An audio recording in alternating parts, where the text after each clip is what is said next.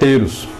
As regras para os competidores eram rígidas e 30 dias antes dos jogos começaram então, aí eles começavam a se reunir e sob rigorosa supervisão deveriam exercitar-se regularmente, evitar excessos e obedecer a certas regras. Você veja 1 Coríntios capítulo 9, versículo 25, 2 Timóteo 2 e 5. Então, quando um evento terminava, um arauto proclamava o nome do vencedor e de sua cidade. O vencedor ganhava um ramo de palmeira, que mais tarde veio a ser uma grinalda feita com folha de uma oliveira sagrada. Veja 1 de Pedro aí, capítulo 5, versículo 4. Você encontra essa definição no livro da CPAD, Usos e Costumes Bíblicos, né? Então veja bem que o atleta, ele era uma pessoa que se dedicava muito ao treinamento.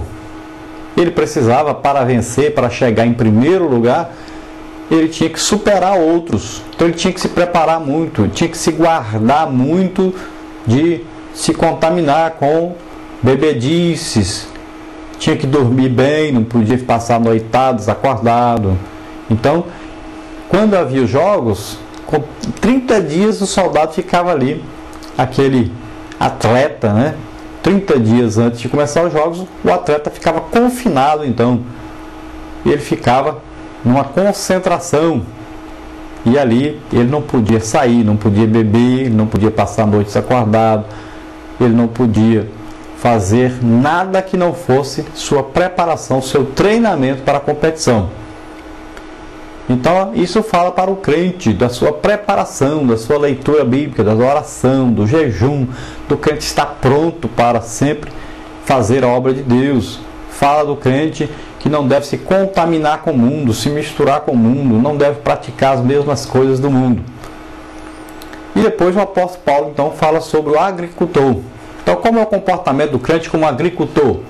O agricultor é aquele que trabalha arduamente a fim de ver os frutos da terra.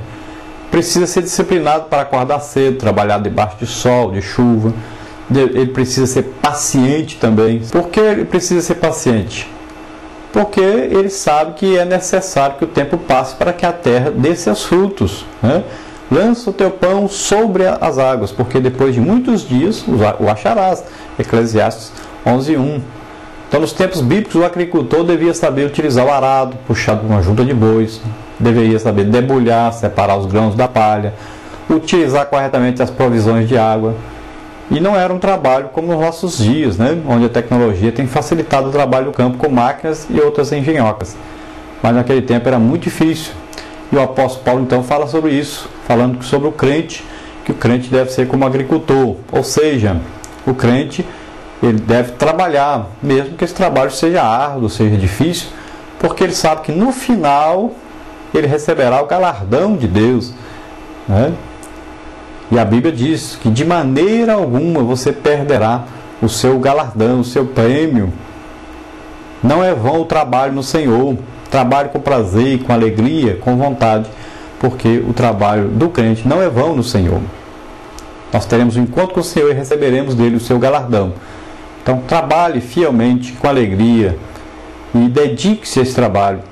Saiba, o tempo às vezes parece que não está passando, parece que vai demorar, mas Jesus está voltando. Nós estaremos já já com Ele. Trabalhe sabendo disso.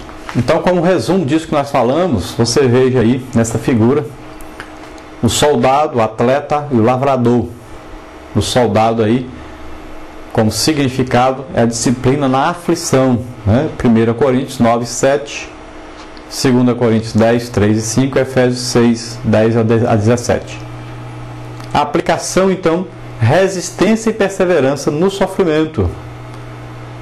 E o prêmio, a aprovação do comandante. Essa é a vida do crente como soldado.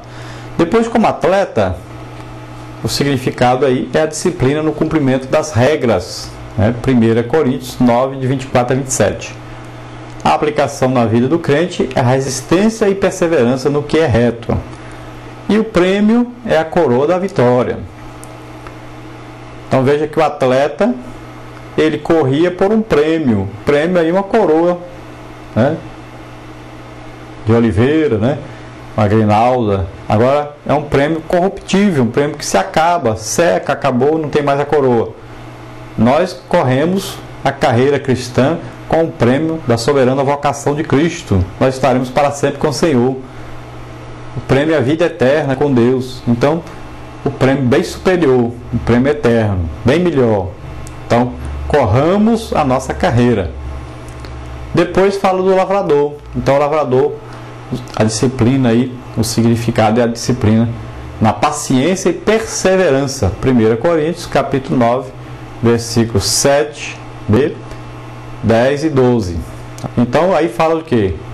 A aplicação na vida do crente, da resistência e perseverança para colher os frutos. E o prêmio, resistência e perseverança para colher os frutos do labor. Então nós vamos ver que na nossa luta diária nós trabalhamos, mas vamos colher depois os frutos. Quando estivermos com o Senhor no tribunal de Cristo, cada um será julgado pelas suas obras. Então há muitas disciplinas e práticas que nos ajudam na nossa caminhada. Vamos citar aí, apenas como exemplo, para nos encorajar, algumas. A disciplina, então, do estudo da Palavra de Deus, a disciplina na leitura devocional, aquela leitura diária, né? Não só ler, como estudar a Palavra de Deus, a leitura panorâmica da Bíblia, então aquela leitura geral, para você ter uma ideia geral do que a Bíblia está falando, está ensinando, ler o texto e contexto, né? O tempo separado para a oração é outra disciplina.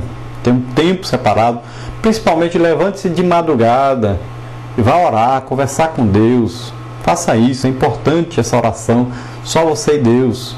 Faça isso todos os dias, é muito importante. Compreender, então, a adoração pelo que Deus é. A adoração, adorar a Deus pelo que Ele é. Então Deus é Pai, é amoroso, é onipotente, onisciente, onipresente. Então ver isso tudo, adorar a Deus pelo que Ele é. Também é uma disciplina o que? A ação de graça pelo que Deus faz. Agradecer, lembrar de agradecer a Deus sempre pelo que Ele faz. Também é uma disciplina cristã a confissão de pecados pelo que temos feito, né? Também é uma disciplina cristã os pedidos que nós fazemos a Deus por nós mesmos, para nós mesmos. Também é uma disciplina cristã a intercessão pelos outros, a oração pelos outros, né? É uma disciplina cristã essa oração que dura todo dia. É uma disciplina cristã a meditação na palavra de Deus. É uma disciplina cristã o jejum regular. É uma disciplina cristã também aprender com Deus, com a renúncia e dependência de Deus. Também a disciplina cristã aprender de Deus com uma intenção específica, não como troca de favores diante de Deus, mas no sentido de adoração a Deus, de servir a Deus com todo o coração, com toda a mente, com toda a sua vida, todo o seu ser. Vamos ver então o questionário da nossa lição. Quem foi apelidado de um metodista porque cultuava a piedade no orar, no estudar a Bíblia, de tal maneira que seus colegas da universidade assim o apelidaram?